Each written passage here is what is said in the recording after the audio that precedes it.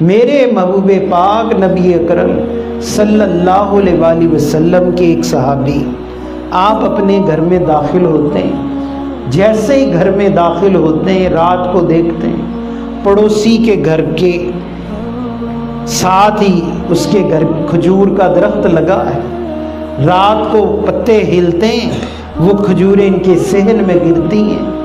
یہ صبح فجر کی نماز پڑھ کر بغیر دعا مانگے جلدی واپس آتے ہیں۔ صحابہ کرام نے شکایت کی، آج تو رواج بن گیا ہے، عادت بن گئی، امام صاحب ابھی نماز پڑھاتے ہیں، سلام پھیرا، ابھی انہوں نے چہرہ بھی نہیں پھیرا، آدھی صفیں خالی ہو جاتی ہیں۔ ماڈرنزم، دعا ہی نہیں مانگنی۔ اللہ کے حبیب فرماتے دعا عبادت کا مغز ہے، جس کو اللہ نے دعا سے محروم کر دیا اللہ نے اس کو ساری خیر سے محروم کر دیا۔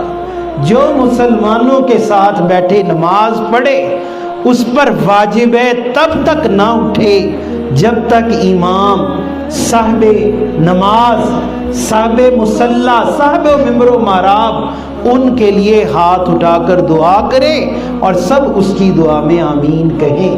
اللہ اس کی نماز کی سارے نقائص دور کر دے گا۔ اور جو امام کو عزت نہیں دیتا اللہ فرماتا ہے جو میں نے جس کو عزت دی تم پر لازم ہے اس کو عزت دو، اور جس کو اللہ عزت دے اور بندہ عزت نہ دے اللہ فرماتا ہے میں دنیا اور آخرت میں اس کو عزت سے محروم کر دوں گا۔ میرے بھائی یہ گھر پہنچتے جلدی جلدی کھجوریں اکٹھی کرتے، انہیں کپڑے میں جمع کر کے اپنے پڑوسی کے گھر دوبارہ پھینک دیتے۔ نبی اکرم صلی اللہ علیہ وآلہ وسلم کو شکایت ملی، آقا یہ گھر جلدی واپس چلے جاتے ہیں۔ محبوب پاک نے ایک دن پوچھا میرے غلام تو دعا میں کیوں نہیں رکتا؟ عرض کی یا رسول اللہ صلی اللہ علیہ وآلہ وسلم میرے گھر کے ساتھ میرے پڑوسی کے کھجور کا درخت ہے، اس کی کھجوریں میرے گھر گرتی ہیں اور مجھے یہ خوف ہوتا ہے کہ اس کا حق خدا نخواستہ کہیں میرے بچے منہ میں نہ ڈال لیں اور قیامت کے دن اللہ میری اس بات پر پکڑ فرما دے، میں اس کے اٹھنے سے پہلے اس کا حق اس کے گھر میں واپس پہنچاتا۔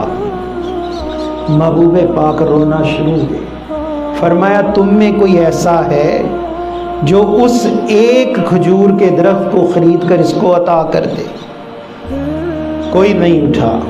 حضرت ابو بکر اٹھے، یا نبی اللہ میں اس کے کھجور کا درخت اس کو لے کر دوں گا، اس کے پڑوسی سے